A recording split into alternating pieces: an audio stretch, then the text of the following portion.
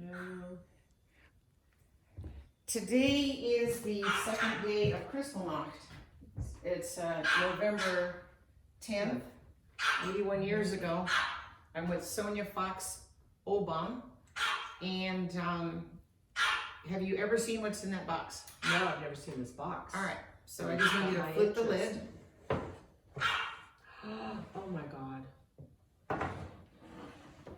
Were these your parents? Yes. So where were they from? These are the original. I have to get your book, by the way. I'll give you a copy. Czechoslovakia. That always amazed me that Take them out. it said Jude, which is the German, Yeah. yet from different countries. But Yet if you were in Czechoslovakia. France and things, it said Juif. Right. But they didn't always. Right. So the oldest, dirtiest one is my grandfather's. Unbelievable.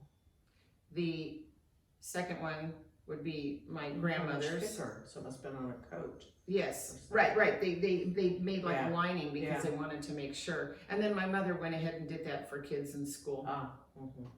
But you have two originals. Amazing. Wow. Yeah, 3. Yeah, I have all 3 of them. Sorry about that. I do the same thing too. Okay, you want to hold that like this. Okay. Those were the dolls made from bread dough and spit. So that was a Torah, and from the dress, my grandmother took a thread so she could keep track, and this was made with bread dough and spit. I know in the video, it's a little hard to understand and to see what the cook looked like, you know, in the film. So if you go like this, and then you go like this, then you can see the legs. Oh. So there's the leg, and leg. And then there was another Torah. And then if you look at these guys, these were made from the bullet casings. And what it says is Uteron, 1945. And then it was a birthday present for my grandmother. So it said Erna Goldschmied.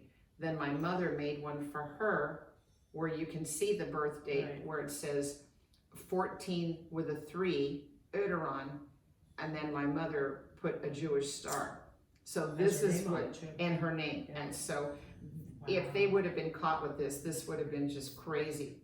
So when I'm talking to the kids, when I have it on me, I go figure that my mother made a Buddha, but the worms got to it. And when was this made? And that was made in the concentration camp. That she made a Buddha, and I talk about it in the book. So she made, I mean, I don't even know if there's a dried up worm. My mother made a Buddha. Can you imagine? Did she like, and I asked her, did you like give up on Jewish God and you thought that maybe Buddha was gonna help you?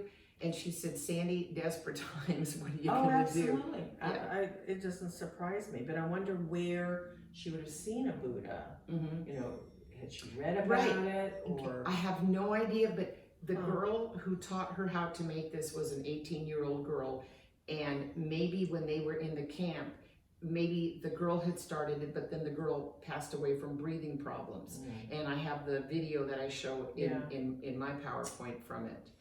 So anyway, I wanted to share that with you.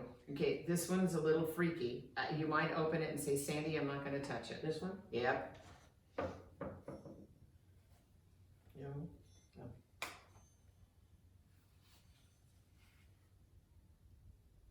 Wow.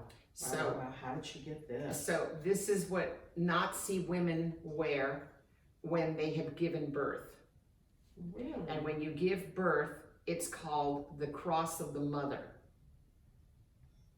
It's called the cross of the mother. And the reason I show it in school is so that if any student sees anything like this, they need to contact somebody. The last thing they need to see is to see this and compare it to something. Right. But I've been in, I'm sure you being an educator with Butterfly, Have you ever been in a school and you say, what is a Holocaust? And they go like this, I don't know. and then you say, do you know what a swastika is? And they go, Many times they do. That's Right. especially like we've been out in the lakeside. So And I'll get, well, my grandfather has one of those flags hanging in the garage. Yes. Oh, we had somebody who had a sword. He apparently, this is a grandson of this man who apparently went into a bunker, and it was like Hitler's sword, and they still have the sword. They don't have the shield, and they don't have a book. And I was like, so. I've never seen this before. Okay, That's so amazing. I just thought I'd show This I have in a photograph Okay. that I show. When we talk about the swastika, Uh-huh. that I show them to. And the what do you eagle. know about the eagle? What do you know about with the eagle and the I just knew it was a symbol. mhm. Something that was worn on uniforms. They wore it Correct. like right here. but And I then, don't know. and then eventually what happened is that when the swastika left, they had done some, before that, if I'm not mistaken, they were doing things, but during this period of time. So that's what I'm trying to, What's interesting too is usually you see the swastika angled, mhm. and yet here it's not. No, it's not. Isn't it interesting? Mhm. Yeah, that's a good observation. That's a really good observation. My in-laws, Jewish, but Mhm. Jewish Americans, they traveled a lot around the world, and they had gone to India and had several pieces that had what I thought were swastikas. Mhm. And I used to ask my mother-in-law, please remove that when I come into the room. It's very disturbing for me to see that. And she kept explaining to me, it's not a swastika, it's not a swastika. So of course I researched it, and I explained India. that to the kids, Yeah. that the Nazis stole this, Right. to paint this picture Yeah. of how evil they were. Right. So, My mother had a skirt, and when I was looking at the skirt, I didn't realize the coins, even these coins have swastikas on them. really, Had you seen these before? No. I Okay. have not seen this. So, yeah. You've got some precious items. Isn't that Precious nuts? ones. Wow. But I'm amazed This, how people got these things and were able to hold on to them. you found them. People, My mom grabbed some old photographs she found, so Mhm. we have some photographs. this whole trunk this is the trunk that my grandfather brought over, and I even have the receipt for it. Wow. With this, From Czechoslovakia. it came from Czechoslovakia, and I guess how my grandmother kept it going is absolutely This beyond is- me. A Bible, Bible. yeah, just a Bible. Mm. And I know Ruthie said, just keep it all together, you're in Yeah. charge of it all. So you've got something down I here, do. and I'm gonna go ahead and get mine.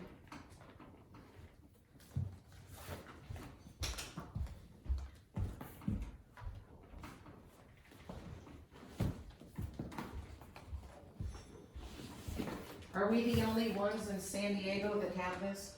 Yes. Okay. Yes. We have a star that belonged to David Flaum, Okay, and we share that, and we actually have a photograph of him. That the story is that it's post liberation, but we're still trying to investigate what camp he was in, because they shaved him like a reverse mohawk, and so we don't know. My thinking is it had to have been like maybe a mixed camp where there were Jews and non-Jews, and this was a way of identifying the Jews. okay, I heard something that they try to make a bad joke and embarrass. There's a film that I saw, and I'll have to locate the film for Please you, do, yeah. of where they did it to a woman when they shaved her. I've got the name of the film, Okay. and it was to mock her. Right. I once found, and I wrote it down, but I can't find it any longer. When I was in Poland, I was asking some of the people that were our guides that were, specialists on the war. I've asked the museum in DC, no one seems to know that. Maybe what you're saying. I'm just from a film that I saw. Yeah. You ready for this? I am. Let's move this in a moment. Of course. Right now. So this is his uniform. When you say his, who My is the father. his? This was David Fuchs, Fuchs. I'll show you a picture of him before the war. Let's see that. How did he save his uniform? He saved it, just always had it in a bag. And so it had been washed once, and so the pants were destroyed when my mother washed it. and the jacket survived, and his cap survived. And look at it's more purple. It's actually Right. got more of a purple. Well, when someone passed away, right. they would take parts of their uniform. Mhm. And whatever jobs he had, sometimes he had indoor jobs. He was a medic at one point, obviously had access to needle and thread. So he sewed on the extra pockets, so both these pockets. My mother said that my grandmother found a wire and figured out a way to make this hole, and the 20 people were sharing this needle. Well, so this is my dad before the war. He's about 20 there, and young, when I look at him, he always used to say, see how handsome I was. Very handsome. And Before the war. Before the war. And then he did his photograph, so he's 27 here, so it's already years later, you can see how full-faced he is. Where did you get? He was in Frankfurt, Germany, post-war. This was before the war. This is after the war. So here he's about 20. And he put the uniform on. He put it on He had after. himself photographed. And he had himself photographed.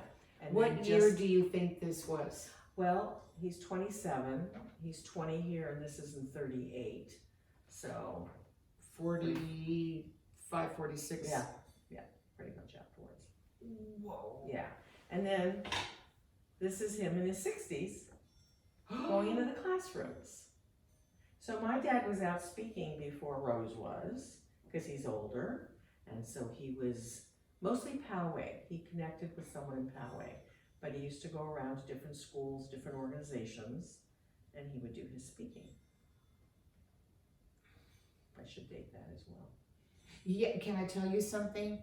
There's nothing wrong with putting a date on the back of a photograph. If only you knew what we had to go through. Oh, I can imagine. Wow. So, and his cap? So this is the cap, and this was his number. He wrote this in here, 19454. Was he tattooed with this number? He was not. But no, this was his number. His number, which was written right here. Used to be here in red. So that was his number, and he wrote it. He should be so proud of you. I hope he is. I think he knows he is. Yeah. And, you know, that he knew I was going to do this. Yeah. You know, my brothers really wanted this to go to the museum, and I said, no, as long as I'm capable, I'm going to go around and use it. So, and you see there's elastic in the back. So again, he found something, thinking when it's really cold, that I'll be able to keep it snug to my body. So he put that in. It's interesting. It's elastic. Mm-hmm. It had the elastic to it, but it's completely disintegrated. Yes. So, Yeah, of course. This is. So, but what I'm always marveled is look at the workmanship.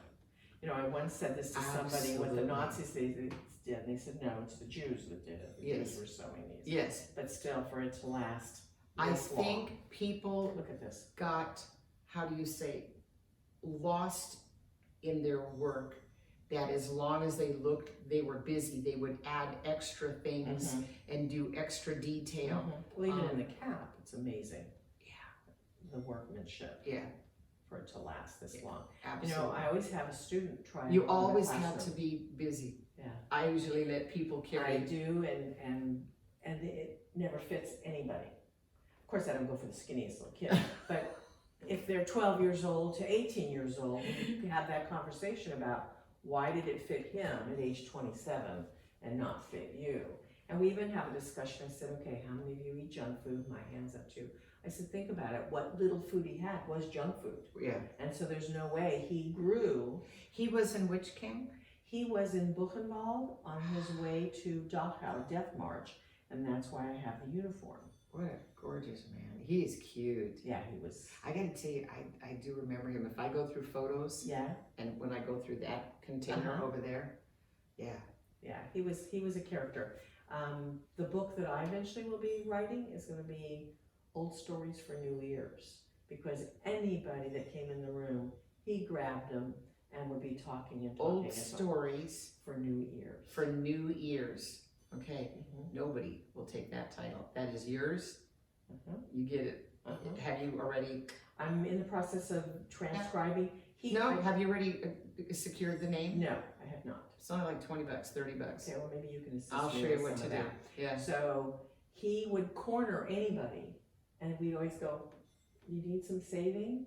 No, this is amazing. This is fascinating." Everybody wanted to hear his story. He was a great storyteller. When you get home, what I want you to do for yourself, because when I did things like patents and when I did things for my book, to secure, it's one thing, I don't want to go after anybody. I just don't want somebody to come after me.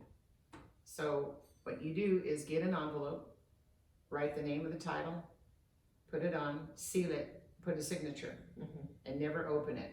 And if somebody said, "Sonia, you took my title," Right. you can take that into a I've court. written a children's book, but we've talked about this, but I still need to seriously try to get it out there or self-publish. And I did that as well. My brother's an attorney. Okay. So I did the same thing. Yeah. My book's called Just- Boogie Shoes. And so he has that. I'll show So you a couple things. There's So- some stories behind this that I know you want to hear. So This is what my grandmother wore. wow. Wow. And this is I've seen obviously that picture, from but- somebody who passed away Mhm. because they ran out of the stripes. Mhm. And every Friday she had to make an X with a line. And my grandmother took the lining out of the dress. And they even removed buttons. They even removed if it had anything. And she would take the threads. So that's one of the threads that you see from here. But we also found a gold tooth in the dress. I'll put that in display in the museum. I'll show it to you. Amazing. And so we found things in the hem. Which is what. And I many people wondered if those were in the hem of the dress too. When I first started showing it, you would take it out of the bag and it had a smell from hell. And now it's obviously a lot better. I don't know if I'm going to continue because starting. I'm not going to say it's fading, but I really want to be careful. In the ones that I saw online, the X is bigger. And we're still trying to figure out what this means.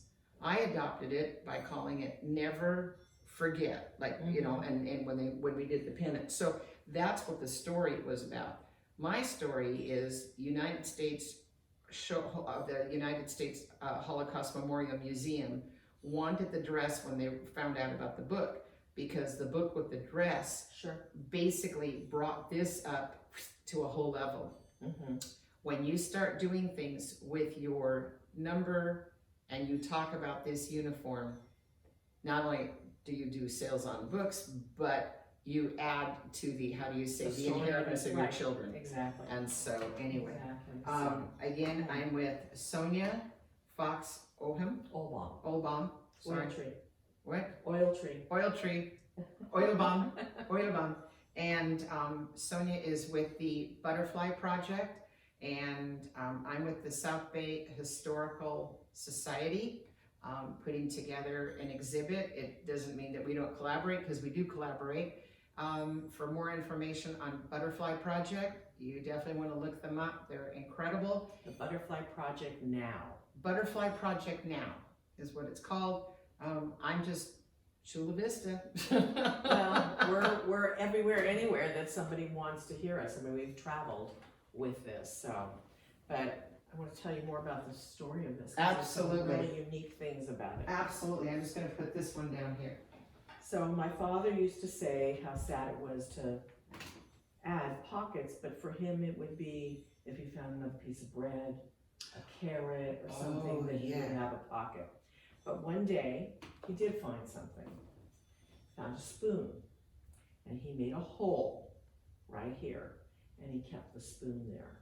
And so as I discuss it with students, why would a spoon have to be hidden? And they come up with, he could use it as a weapon, he could use it for digging, but he said that one meal, you know, during the day when he had his soup like this, he said he would go hide somewhere, but he said, I felt like a normal human being. I could eat with dignity, and he would eat with his spoon. So he always kept it here.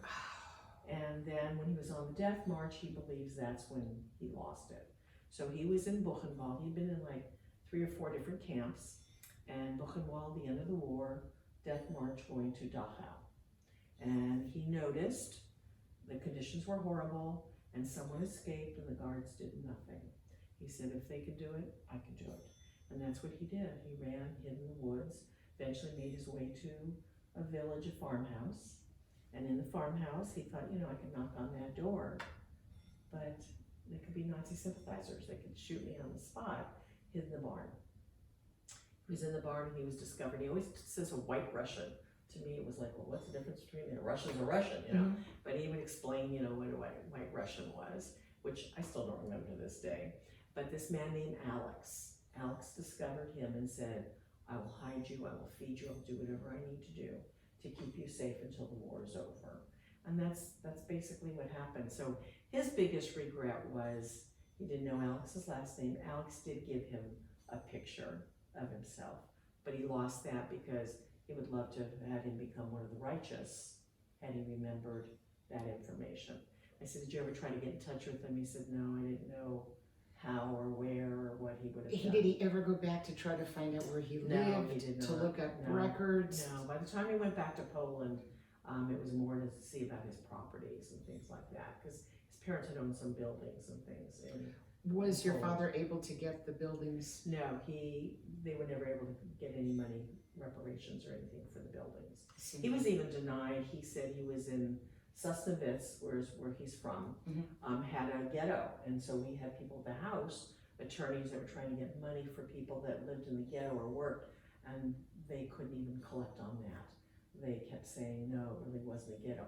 If you Google it today, there'll be the Sustavitz ghetto. So they mention it today, but when he was alive, I think he was probably in his 80s, he was denied any of that. Have you tried? No, I haven't. My brother has all the information because he's being an attorney. He's got everything. But, right. So this is his amazing uniform that he wore. Have you tried it on? No, I never have. That's interesting that you say that. You keep it buttoned up. I always keep it buttoned up. But when I speak, I always hold it to me like this. That makes me feel. And I do let my students touch it. I say one finger, touch it. Oh, I'm sitting here the whole day. Oh, I have no problem with it. Okay. But with them, you know, it's like you're now touching history. Yeah. So I do the same thing where they can hold it from the hanger. Yeah. And sometimes they have this, or they'll want to smell, you know. I don't know that. Well, you can still smell a little bit of, you know, old. And the fabric. The fabric. Yeah. Oh my God. So it's pretty amazing. Wow. Yeah. Wow. And I tell the kids, I said, one day you're going to go to the Holocaust Museum and you have to ask the date. Well, he became Fox, Fuchs became Fox. When they became naturalized citizens, the judge said, make life a little easier on you. Instead of F-U-C-H-S, which means Fox, why don't you switch it? So he did. We're the only one in the family that did that. But so it will eventually go to what was his Washington. name? David. David. You've got a great daughter. I'll show you my mom. My mother is a survivor of Auschwitz. So she had the number, and so when I was there, this is their wedding picture. Oh my gosh. Then they got married in Frankfurt at, you might recognize my mom too if you see, that was her later. Oh, of course. Of course. Absolutely.